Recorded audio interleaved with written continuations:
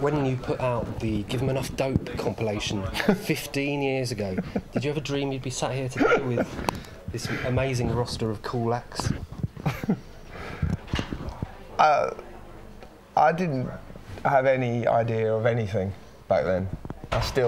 Most people will probably say that's still the case now, but I don't know. There wasn't a master plan at the time, as I've said a few times before. It wasn't really.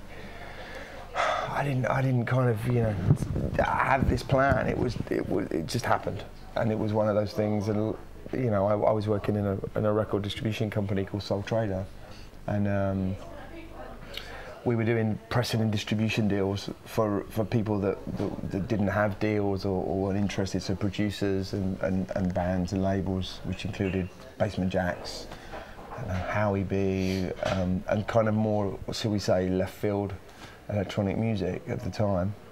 And one day I just said, let's do a compilation album of all of the bands that we work with, and that became Give 'Em Enough Dope. I'd always had the name Wall of Sound kind of lurking in the back of my mind because you know, I'm a big fan of people that,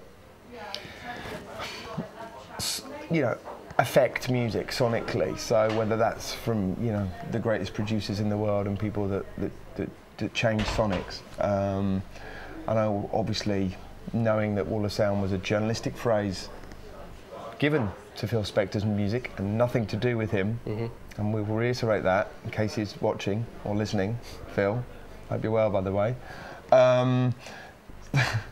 That, you know, I don't know, it just was there. I remember picking the box out of the vinyl of the album out of the box in the warehouse and just standing there staring at it thinking, what is this? What have I done?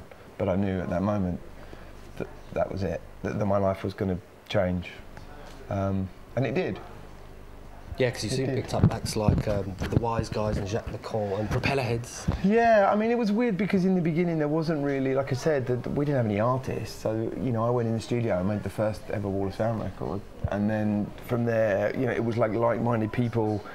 You sort of found each other if you were hanging out in, I don't know, the Heavenly Social or wherever it was, or bars or clubs or pubs or in the street or wherever. It was just like-minded people were attracted, and that's what it became, this kind of mad family. And I remember even back then there was this view that we were this gang of kind of misfits and miscreants or whatever, but really we were just a gang of people that loved music in all its forms and appreciated music in its forms. It wasn't like, you know, because back then everything was so genrealized, so you were kind of like, you know, if it was hip-hop, you're into hip-hop. If it was rock, if it was indie, you know, there wasn't, the barriers and boundaries weren't down. The people wanted to pigeonhole you straight away, and you weren't really allowed to say that you liked one thing or the other. And that's what that scene did then. And there was because dance music was really, back then, it reached a kind of a very insipid, almost cheese kind of, it was pretty bad from a creative point of view, shall we say.